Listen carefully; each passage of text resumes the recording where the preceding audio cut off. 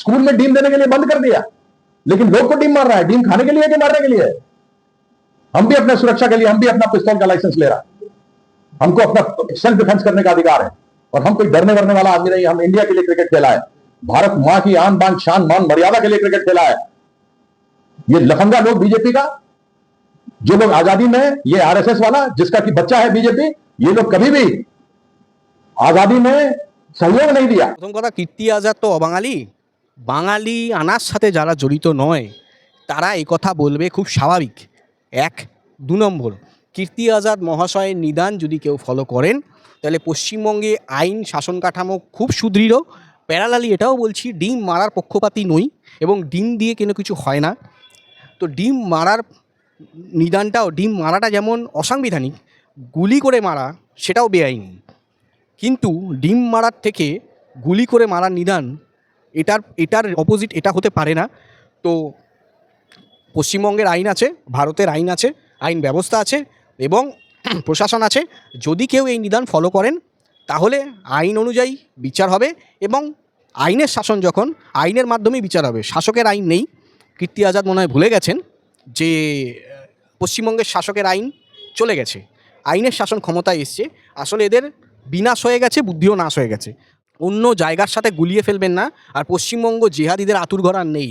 তো আপনার মতো লোককে কারেকশনাল হোমে রাখা দরকার। আপনার মতো লোক খোলা রাস্তায় ঘোরার লোক নয়। যে বাংলার বাঙালি আনা জানে না, পড়ে পাওয়া 14 আনার মতো তৃণমূল দলের ক্ষমতায়, তৃণমূল দলে গিয়ে এমপি হয়ে গেছে। ওর হিম্মত থাকলেও অন্য দলে সেই সময় দাঁড়িয়ে এমপি হতো, তাহলে বুঝে নিতাম ওর ক্ষমতা আছে। নিউজ 16 ভারত, রাজনীতির অন্তরালে সত্যের সন্ধানে। কীর্তি আজাদের কি হলো? কীর্তি আজাদ বলছেন, প্রথম কথা, কীর্তি আজাদ তো অবাঙালি। বাঙালি আনার সাথে যারা জড়িত নয় তারা এই কথা বলবে, খুব স্বাভাবিক। এক। দু নম্বর, কীর্তি আজাদ মহাশয়ের নিদান যদি কেউ ফলো করেন তাহলে পশ্চিমবঙ্গে আইন শাসন কাঠামো খুব সুদৃঢ়। প্যারালালি এটাও বলছি, ডিম মারার পক্ষপাতী নই এবং ডিম দিয়ে কোনো কিছু হয় না। তো ডিম মারার নিদানটাও, ডিম মারাটা যেমন অসাংবিধানিক, গুলি করে মারা সেটাও বেআইনি। কিন্তু ডিম মারার থেকে গুলি করে মারার নিদান, এটার অপোজিট এটা হতে পারে না। তো পশ্চিমবঙ্গের আইন আছে, ভারতের আইন আছে, আইন ব্যবস্থা আছে এবং প্রশাসন আছে। যদি কেউ এই নিদান ফলো করেন তাহলে আইন অনুযায়ী বিচার হবে এবং আইনের শাসন যখন, আইনের মাধ্যমেই বিচার হবে। শাসকের আইন নেই। কীর্তি আজাদ মনে হয় ভুলে গেছেন যে পশ্চিমবঙ্গের শাসকের আইন চলে গেছে, আইনের শাসন ক্ষমতায় এসছে। আসলে এদের বিনাশ হয়ে গেছে, বুদ্ধিও নাশ হয়ে গেছে। তো ও সব মানে, ও সুস্থ অবস্থায় বা অসুস্থ অবস্থায় কি বললো কি না বললো তাতে মানুষের খুব একটা মাথা ব্যথা নেই। জানে অধিকার বুঝে নিতে হয়। ও যদি গুলি ব্যবস্থা, ও যদি লাইসেন্স করার জন্য, মানে ওর মোটিভ যদি এটা থাকে তাহলে ও করুক। করার পরে দেখতে পাবে আইন আদালত আছে, তারপরে প্রশাসন, পুলিশের মতো কাজ করবে। পুলিশকে ফ্রি হ্যান্ড দেওয়া আছে, কোনো অসুবিধার কিছু নেই। ও গুলি করার ক্ষমতা যদি থাকে, আমি কীর্তি আজাদকে বলবো পশ্চিমবঙ্গটা অন্য জায়গার সাথে গুলিয়ে ফেলবেন না। আর পশ্চিমবঙ্গ জেহাদিদের আতুরঘর আর নেই। তো আপনার মতো লোককে কারেকশনাল হোমে রাখা দরকার। আপনার মতো লোক খোলা রাস্তায় ঘোরার লোক নয়। যে বাংলার বাঙালি আনা জানে না, পড়ে পাওয়া 14 আনার মতো তৃণমূল দলের ক্ষমতায়, তৃণমূল দলে গিয়ে এমপি হয়ে গেছে। ওর হিম্মত থাকলেও অন্য দলে সেই সময় দাঁড়িয়ে এমপি হতো, তাহলে বুঝে নিতাম ওর ক্ষমতা আছে। ওর ক্ষমতা নেই বলে ও দিল্লি থেকে ভাষণ দিচ্ছে যে বাংলা থাকেই না, বাংলা জানে না, বাঙালি লোক নয়। তো এরকম একটা অবাঙালি লোকের গুরুত্ব আমাদের কাছে নেই।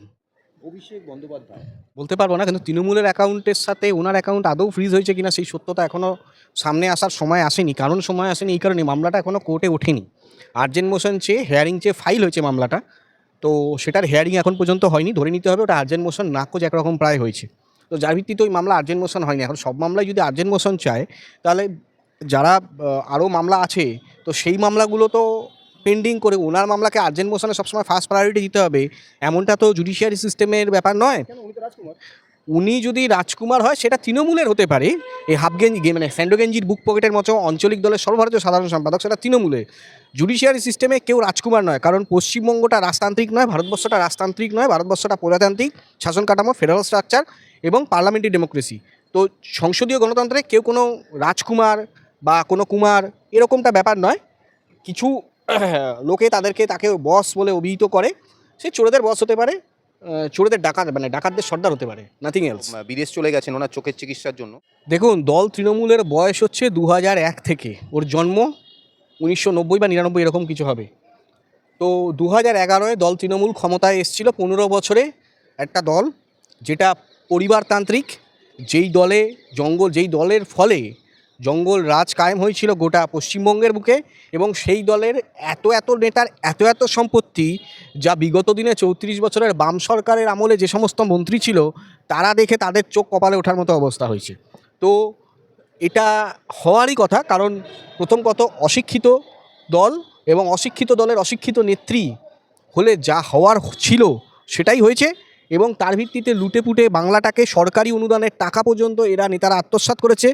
যেখানে কোনো রকম হ্যামারেজ হয়নি, যেখানে কোনো রকম, যেমন আমফানের সময় যেখানে কোনো রকম মানে নৌকা বা বোট বা গঙ্গা বা জলাশয় নেই, সেখানে জলাশয় ক্রিয়েট করিয়ে সেখানে বোটের ক্ষতিগ্রস্ত দেখিয়ে হিসেবে কলমে, এবং সেই বোটের ক্ষতিগ্রস্ত টাকা মানে তৎকালীন বোর্ডের বা এখনও সেই বোর্ডের চেয়ারম্যান তৃণমূলের প্লাস 2টো বিধানসভার XMLA যারা, তারা লুটেপুটে খেয়েছে বিডিওকে সামনে রেখে। এটা হয়েছে রাজপুর সোনারপুর পুরসভায়, আপনাদের বিগত দিনও আমি বলেছিলাম। তো একাধিক এরকম দুর্নীতি হয়েছে যেখানে সরকারি কোষাগার থেকে টাকা গেছে অথচ সেই টাকা নিজেদের অ্যাকাউন্টে ঢোকানো হয়েছে। তো এরকম বড় দুর্নীতি যদি হয় তাহলে মানুষ ফুলে ফেপে উঠেছে, আর এখন সেগুলো বেরোচ্ছে বলেই একের পর এক প্রাক্তন মন্ত্রী ভেতরে ঢুকছে, একের পর এক প্রাক্তন MP ভেতরে ঢুকছে। লেনদেনের হদিশ পাওয়া গেছে। ব্যাপারটা কি বলুন তো, চালটা খুব ভালো সুকৌশলে চালা হয়েছিল, কিন্তু ওই যে বললাম বিদ্যের অভাবের জন্য চুরিটাও এরা ভালোভাবে করতে পারেনি, এবং চুরিটা ওরা ভালোভাবে করতে পারেনি বলেই ওরা ধরা পড়ে যাচ্ছে। মানে পাপ বাপকেও যেমন ছাড়ে না, ঠিক সেরকম এই চোর তৃণমূলকে চুরির অপবাদ থেকে বাঁচানো এবং জেল থেকে আটকানোর ক্ষমতা ভূভারতে কোনো জুডিশিয়ারি সিস্টেমের কারণ নেই। আবার জেট কেনাও হয়েছে বলছে। জিনিসটা খুব সুকৌশলে এই চালটা দেওয়া হয়েছিল, ঠিক যেরকম সনকা মেডিকেল দুর্গাপুরে ওই মেসি কাণ্ডটা ঘটেছিল এবং স্পন্সরার ছিল সনকা মেডিকেল। সেখানে আমি তখনও বলেছিলাম বিগত দিনে এই সনকা মেডিকেলের হিস্ট্রি আমি যদি চেক করি, আমি DI এর নাম্বার দিয়ে বলেছিলাম এর সাথে বিনয় মিশ্র এবং কয়লা পাচারের যে ব্ল্যাক মানি, সেই ব্ল্যাক মানিটাকে হোয়াইট মানি করার চেষ্টা, এবং একটা বড় লেভেলে 2026-এর ভোটের আগে একটা হাই লেভেলের ক্রাউড ফান্ডিং মাস লেভেলে একটা করে তৃণমূল দলটা অর্থনৈতিক বলে সবল হয়েছিল। সেটা শুধু একটা সুকৌশলের মানে একটা কৌশল ছিল মাত্র। ঠিক এই বিমানের ব্যাপারটাও একটা কৌশল, আর কিছুই না।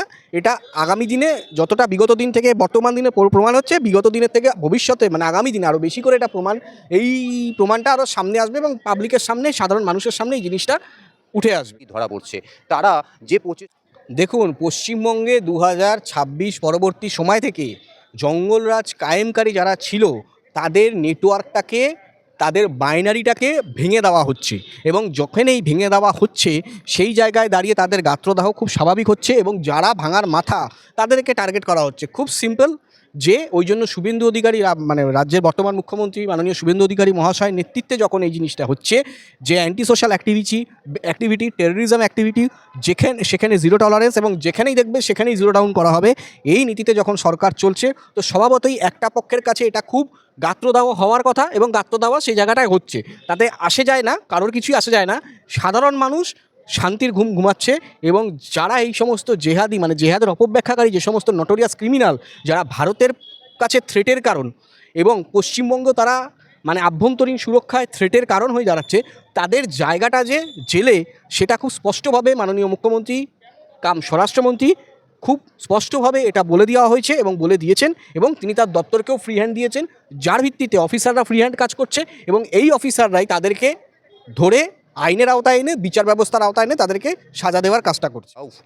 এই রানা রাউফ এই যে এরা অ্যাক্টিভ হলো তার কারণ বিগত দিনে যে সরকার চলছিল, যেটা জঙ্গিদের তোষণকারী সরকার, আপনারা দেখেছেন যখন তৃণমূল ক্ষমতায় আসেনি জ্ঞানেশ্বরী কাণ্ড কে ঘটিয়েছিল, ক্ষমতায় আসার পর সেই ছত্রধর মাহাতোর কী অবস্থা হলো, তার দাদা শশধর মাহাতোর কী অবস্থা হয়েছিল সবাই জানে। আজকে ছত্রধর মাহাতোর বাড়ি গিয়ে দেখুন, অট্টালিকার প্রাসাদ প্রমাণ বাড়ি। এই বাড়ির এই অর্থ, এই আর্থিক ক্ষমতা, এই আর্থিক বল কোথা থেকে এলো? তো এটা দেখতে হবে যে দুর্নীতিবাজের সরকার, যে জঙ্গলরাজ কায়েমকারী এবং জেহাদের অপব্যাখ্যাকারী যারা টেররিস্ট, তাদেরকে লালিত পালিত করতো এই চোর মমতার সরকার। এবং সেটা চোর মমতার নির্দেশেই হতো। তার সবথেকে বড় প্রমাণ যখন এসআইআরটা হয়েছে, আপনারা এসআইআরের সময় অনেকের গাত্র দেওয়া হয়েছিল, সাধারণ মানুষের আমাদের হয়তো হয়রানি হতে হয়েছিল, কিন্তু আখেরে লাভটা আমাদের হয়েছে, কারণ আমাদের এখান থেকে বাংলাদেশের যে ঘুষপেক, বাংলাদেশের যে ইলিগাল ইমিগ্রেন্ট, তাদেরকে চলে যেতে হয়েছে।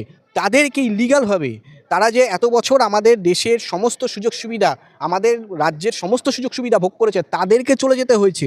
কারণ এটা আবার বলছি, পশ্চিমবঙ্গ এটা নতুন পশ্চিমবঙ্গ, এটা কখনো টেররিস্ট জিহাদিদের অপব্যাখ্যাকারীদের স্বর্গরাজ্য হবে না।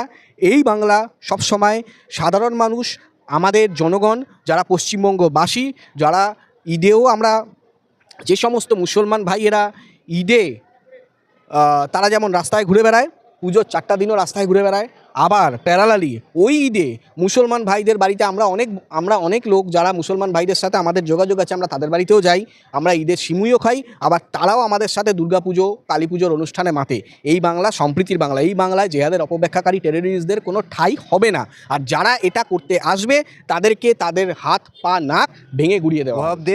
ভারতের বিভিন্ন প্রান্তে ঘাঁটি ব্যাপারটা যেহেতু তদন্ত সাপেক্ষ এবং তদন্ত চলছে, অনগোয়িং প্রসেস, তো অনগোয়িং প্রসেসে বিশেষ কিছু না বলাই ভালো। এসটিএফ এফিশিয়েন্ট অফিসার আছে এবং এসটিএফে যখন তদন্তভার গেছে, এসটিএফকে তদন্তভার দেওয়া হয়েছে, এসটিএফ সবটা খতিয়ে দেখা হচ্ছে এবং ক্রাইম সিন রিক্রিয়েট করার জন্য তাকে অনেকবার নিয়েও যাওয়া হয়েছে, তার থেকে একাধিক ইনফরমেশন পেয়ে সেখানে রেড করা হচ্ছে।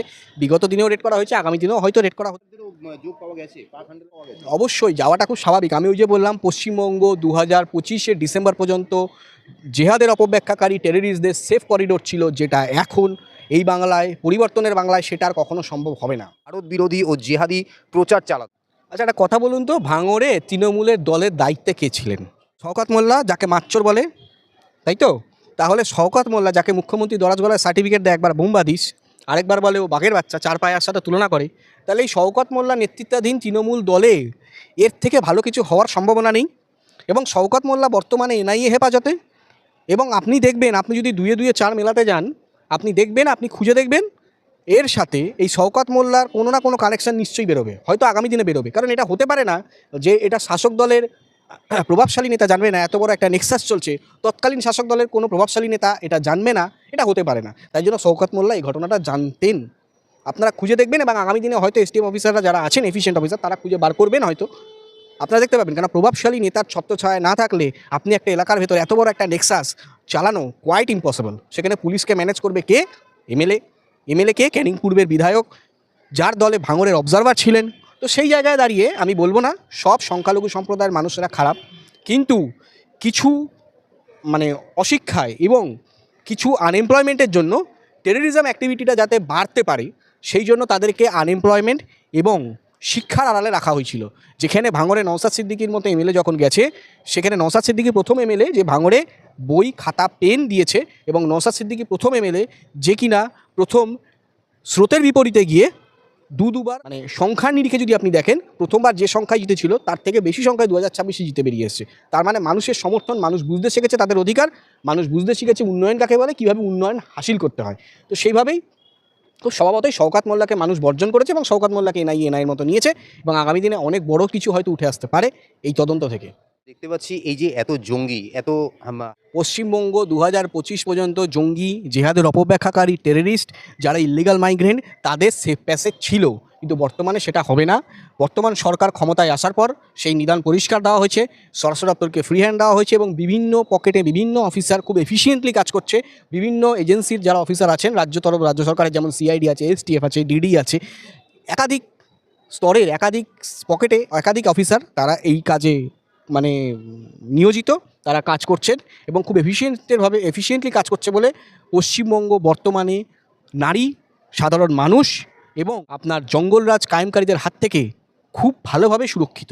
দেখছেন নিউজ 16 ভারত, রাজনীতির অন্তরালে সত্যের সন্ধানে।